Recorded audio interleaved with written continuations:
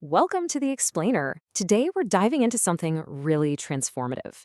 We're going to look at the journey for folks with both autism and ADHD, or AuDHD, and explore how they can move from a life of constant defense and survival to one of real, powerful, and creative expression.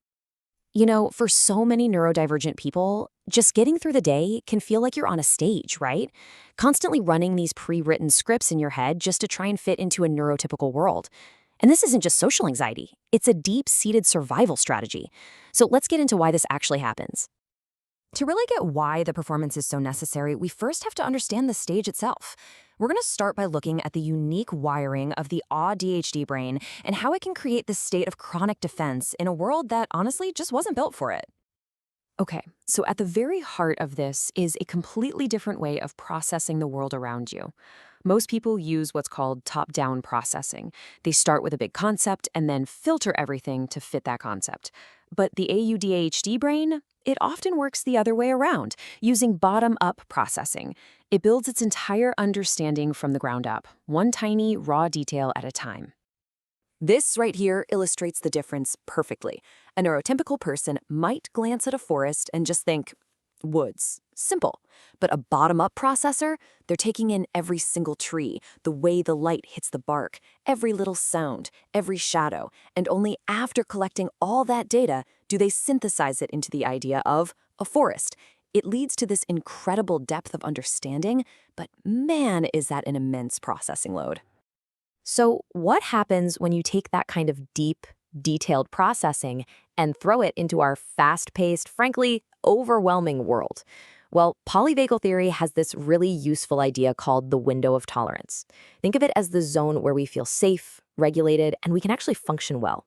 For a lot of ADHD folks, that window is just much, much narrower. And it's so important to get this. This isn't a lack of emotional control, not at all. It is a biological reality. Just look at this. Sensory stuff, like loud noises or bright fluorescent lights, can feel like a genuine assault. The nervous system is just more reactive, ready to jump into fight or flight.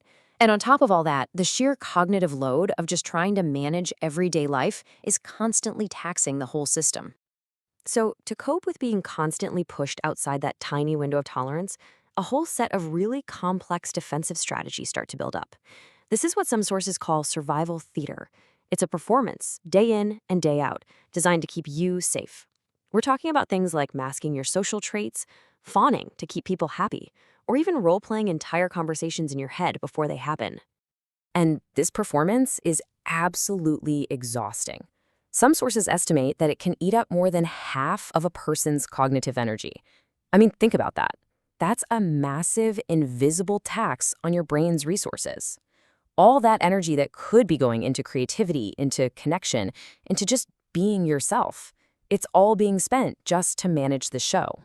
Okay, so if the problem is a life spent in this exhausting state of self-defense, what's the way out? Well, the answer isn't about trying harder or learning better scripts. It's about actually rewiring the nervous system itself. So let's take a look at what that path of integration really looks like.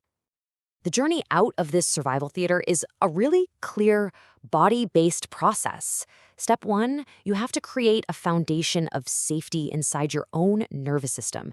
Widen that window of tolerance.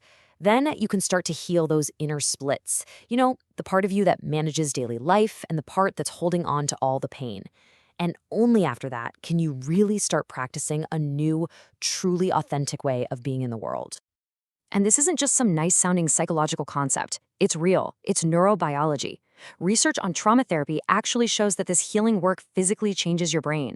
It quiets down those reactive emotional parts and strengthens the prefrontal cortex, the part in charge of regulation. It literally restores the balance in your brain. So what happens when your nervous system finally gets regulated and your mind starts to feel more whole, more integrated? Well, something pretty remarkable happens with your communication. The performance ends, and your authentic voice finally gets to step onto the stage. And the shift? It's like night and day. You go from constantly running those predictive role plays and scripts to just speaking. The words come from what you're actually feeling in that moment. Instead of mentally checking in with all these different internal parts before you say something, there's just a single coherent I that's talking. Your body isn't braced for impact anymore. It feels like just speaking. What's really cool is you can actually feel this difference in your body. That old shame hangover you get after a social interaction, it's gone. Your body feels calmer afterwards, not all keyed up. And you get this new flexibility, this ability to adjust what you're saying on the fly without it sending you into a total anxiety spiral. This right here, this is that incredible aha moment.